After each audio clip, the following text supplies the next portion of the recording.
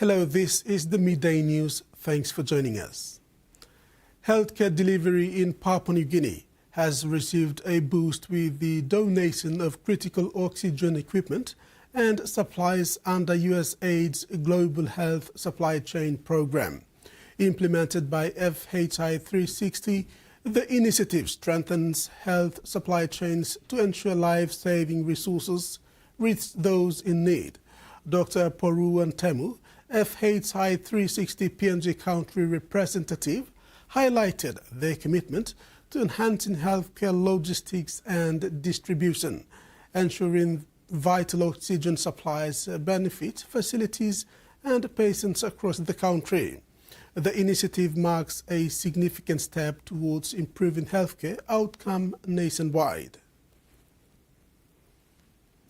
In an exclusive interview with the ABC, Bill Shorten has announced his resignation will take effect on Monday.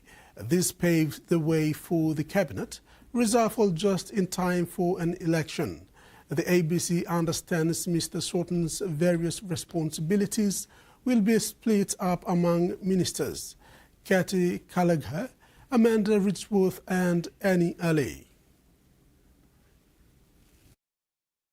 Ahead of a stormy election contest, from Tassie to Western Victoria, both sides in campaign mode. Peter Dutton promising to help Australians with cost of living pressures. There is a better way. We do want to get our country back on track and do it quickly.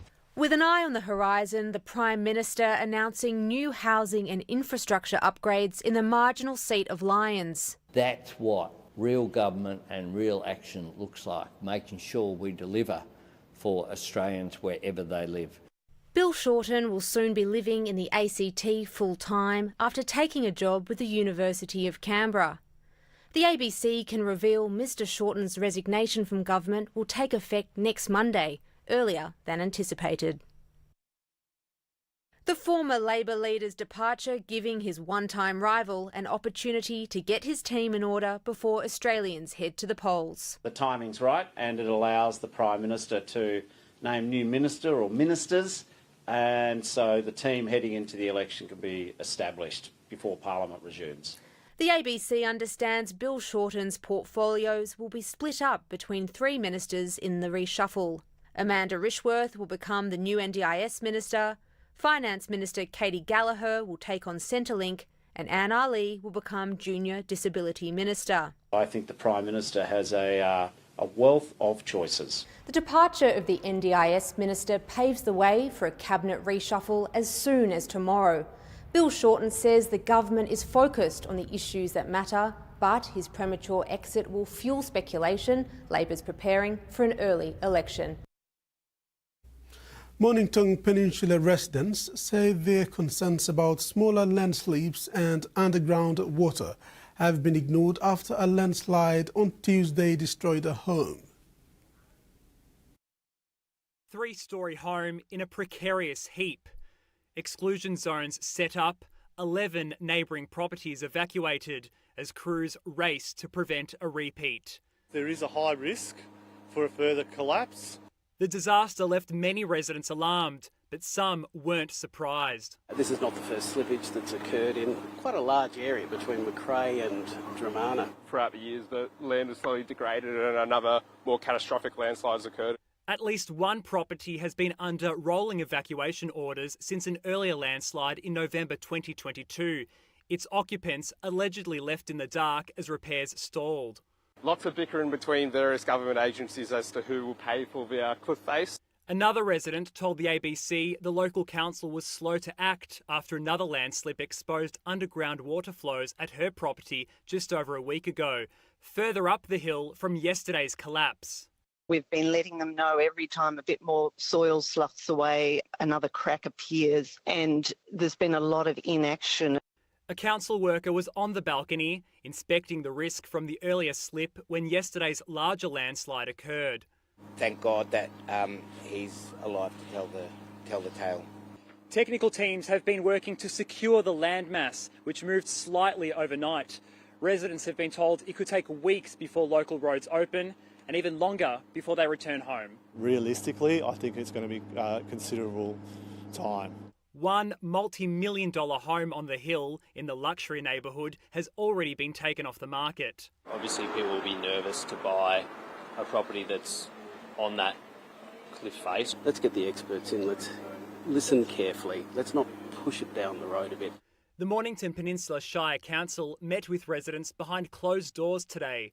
It declined to comment on the cause of the slip as investigations continue. Healthcare workers have expressed their fear over what may happen to New South Wales's emergency departments if the majority of psychiatrists do resign next week. Currently, more than 200 staff specialist psychiatrists are planning to resign effective from next week over disputes related to pay and working conditions. A mental health system on the verge of collapse. There is a lot of anxiety for their patients. There's a lot of grief associated with this decision. More than 200 public psychiatrists in New South Wales are set to resign from next week after a 15-month stalemate with the state government over pay. They've allowed it to go from bad to worse, from worse to a crisis, and from now a crisis to a disaster. The government has offered a 10.5% pay increase for hospital staff specialists over 3 years. Psychiatrists are calling for 25%. There will be impacts. Things might be a little bit slow. It might be a bit challenging for a few weeks. Your mental health is our top priority. We have been thinking of the patients. We've been thinking the whole time, and we're worried about what's going to happen.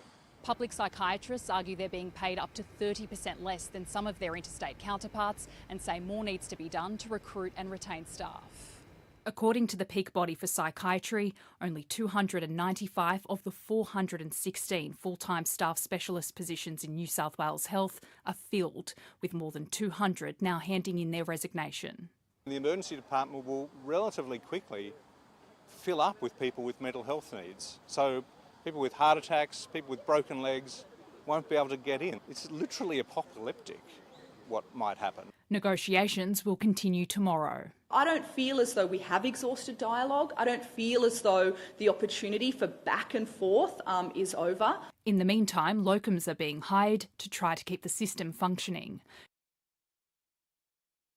Back home in sports, the 8 Mosquitoes are through to the grand final of the KCK Rigo Rice Cup Leg 1 after defeating Koita Cowboys 16 points to 8 yesterday at the Bava Park in Port Moresby. The upset victory was led by Mosquitoes skipper Jesse Sally.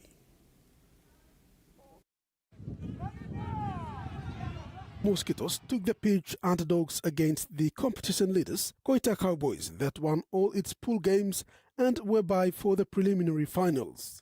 The Mosquitoes, led by skipper and crafty halfback Charlie Jesse, set the platform early in the game with a try and defended their lead with grinding defence through to the last whistle.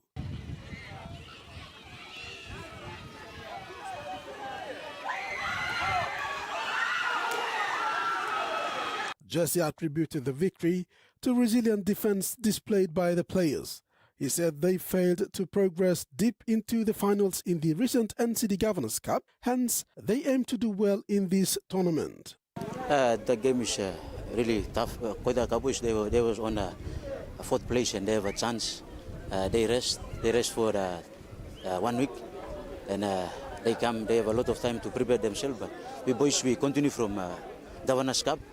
We lose our game in the major semi, but we don't give up. We say that we lose one, so we will try our best in the Rigo Rice. We say that we have the basic, we know the touch, we can play the footy, but the thing is that we must learn how to defense. The best defense team win the game, so we say we must know how to defense. The D8 Mosquitoes captain further said the team is committed to the cause and are confident they can give a genuine crack at the inaugural KCK Rigo Rice Cup title. Now we go to final. That's one of the biggest aim that we will showcase ourselves, and it's a big milestone in our. Also, we will maintain our defense, and we will maintain our ball endurance, and we will win this grand final. I believe that my boys will win it. Although losing the game to the Mosquitoes, the Koita Cowboys have a last chance to make the Cup Finals playoffs. They will play the losers of the game between Tyrone Nason and Monomutrus Brothers on Sunday. Meanwhile, Leg 2 of the competition has already commenced. Leg 3 and 4 will follow. Top 3 teams in all 4 legs will be playing for the cup title. Yagaria off-season rugby league competition in Lufa district of Eastern Highlands province has received financial backing from the Coffee Industry Corporation. The tournament official Simon Kase says they are grateful to receive support in such tough economic times, saying the money will be used to finance the operation of the tournament. The Yagaria off-season rugby league competition has seen rugby league talents from all Yagaria local level government coming together and showcasing their skills. At the official kick-off recently, Coffee Industry Corporation PACD project manager Potaisa Hombunaka was impressed with the initiative and donated 1,000 kina. Hombunaka officially kicked off the competition. When making the donation to the competition, Hombunaka assured the people of Yagaria, the participating teams and rugby league fans that he will come around to witness the grand final. A local from Forapi village, Yagaria, and CIC Coffee Inspector Frank Waipi, who was present to witness the kick-off, also made a donation of 5,000 kina to Yagaria rugby league competition. Waipi took the opportunity and warned the people of Yagaria LLG to refrain from buying cherry coffee on the roadside. He said buyers will be arrested by police if they are caught. President of Yagaria Rugby League, Simon Kase, thanked both Hombunaka and Waipi and CIC for the timely donation. He assured the CIC officials that the money would be put to good use. Kase further thanked the participating teams, the Yagaria people and the Rugby League fans for their contributions in supporting the tournament. The Yagaria Rugby League tournament comprises of 20 teams. Its club fields in A and B grade teams. And that ends the news update. Do join us at 6 tonight for more news and sports.